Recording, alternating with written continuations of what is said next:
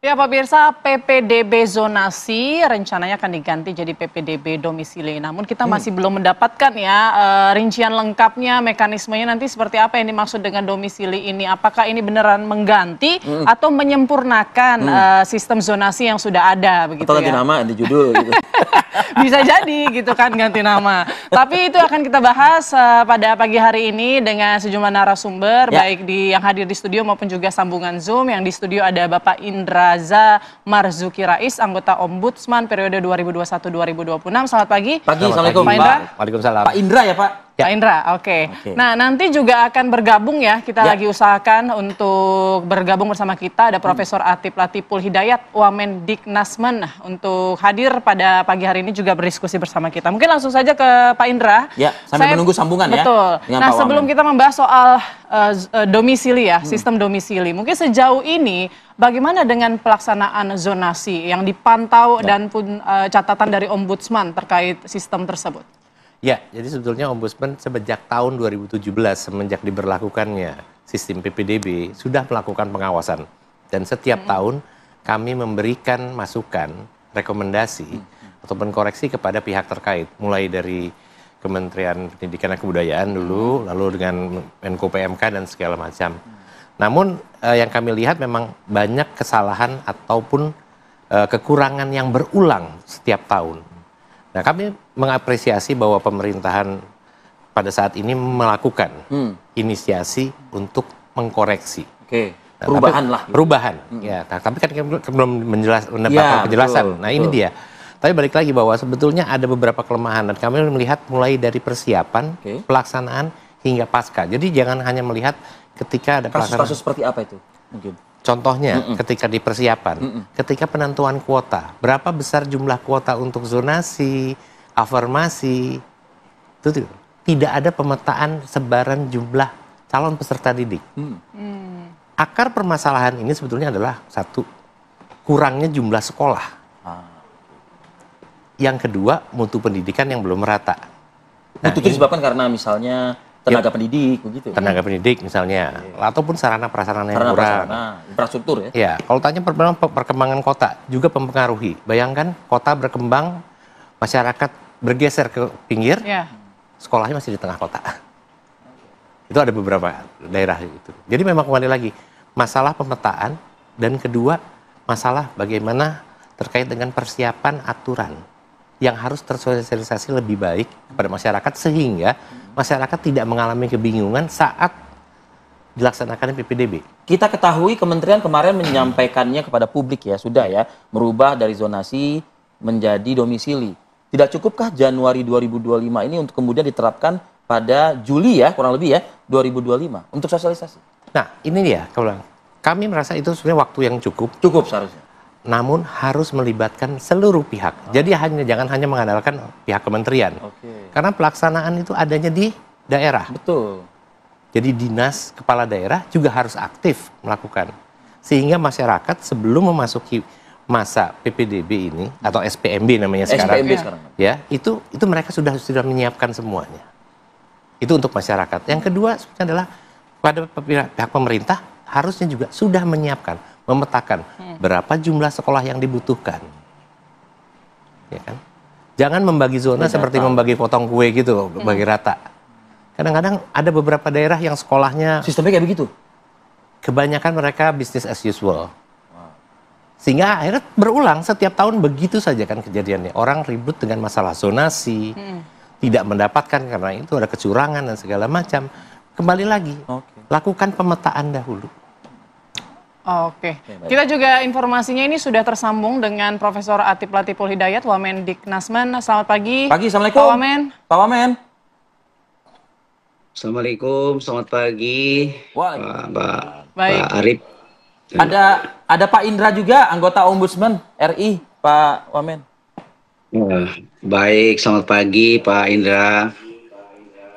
Mari Prof.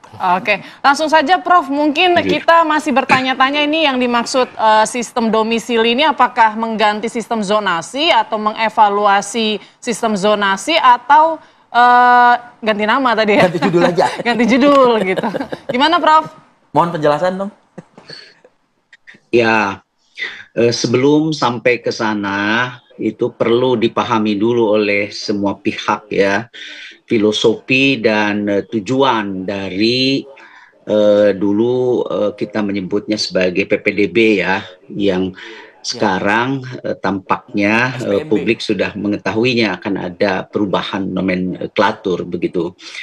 Tujuannya antara lain ya, yang penting sistem itu dimaksudkan dalam rangka menghadirkan pendidikan yang bermutu untuk semua. Jadi pemerataan kesempatan untuk pendidikan yang bermutu itu.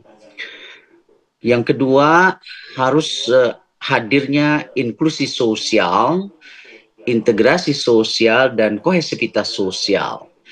Jadi murid dari berbagai latar belakang sosial, suku, etnis, agama, harus dapat berinteraksi secara intensif ya. Dan belajar di sekolah yang dekat dengan tempat tinggal itu memiliki relasi sosial yang kuat ya dengan teman sebaya dan internalisasi nilai-nilai utama ya.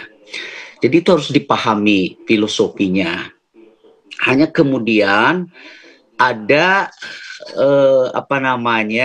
evaluasi sebab di lapangan ya sesuai juga dengan mungkin perkembangan yang terjadi ya dan situasi-situasi yang berbeda, maka ada beberapa persoalan yang muncul ya yang harus ini kemudian diperbaiki. Umpamanya secara akademik ya sistem tersebut itu terjadi penurunan kualitas ya pada sekolah unggul disebabkan ada heterogenitas intake muridnya ya. Kemudian juga banyak murid yang mengundurkan diri.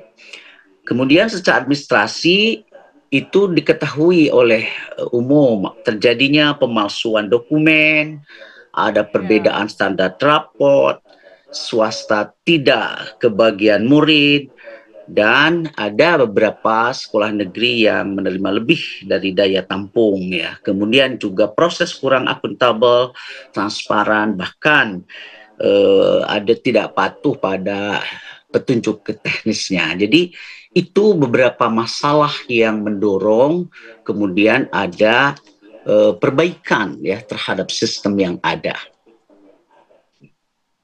Sekira demikian. Perbaikan dengan sistem yang ada, berarti sistem domisili ini bagaimana penjelasan lengkapnya, Pak Implementasinya Wamen? nanti. Ya, jadi untuk penjelasan lengkapnya kami sudah menyusunnya karena ini akan dibahas ya pada tingkat yang lebih tinggi. Jadi mohon sabar karena sebentar lagi insya Allah ya. Tapi secara umum sistem domisili ini itu didasarkan kepada domisili di wilayah administratif ya yang ditetapkan oleh pemerintah daerah. Jadi tujuannya untuk mendekatkan domisili murid dengan satuan pendidikan. Nah, dari yang sebelumnya kan tadi juga saya mendengar itu ada keluhan-keluhan ya, umpamanya kalau pengukuran secara jarak itu tidak akurat, bahkan menimbulkan kekurang adilan ya, kekurang transparanan begitu. Nah, jadi ini sistem yang baru ini untuk mengurangi, meminimalkan, memperbaiki dari kekurangan-kekurangan dari sistem yang sebelumnya. Ya, maka kita menyebutnya dengan domisili. Tapi lengkapnya harap bersabar dalam waktu yang dekat insya Allah akan disampaikan secara lebih detail ya. Karena ini juga akan nanti menyangkut pihak yang lain ya, pemerintah daerah umpamanya. Ya. Ya. Nah itu dia, betul sekali Pak Wamen, setuju dengan itu.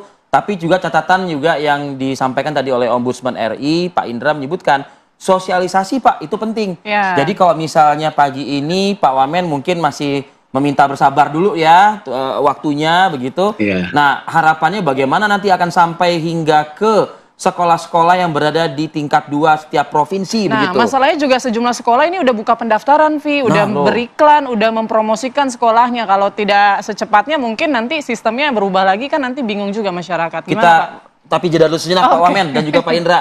Kami akan kembali lagi Baik, usai baik. jeda pada waktu berikut.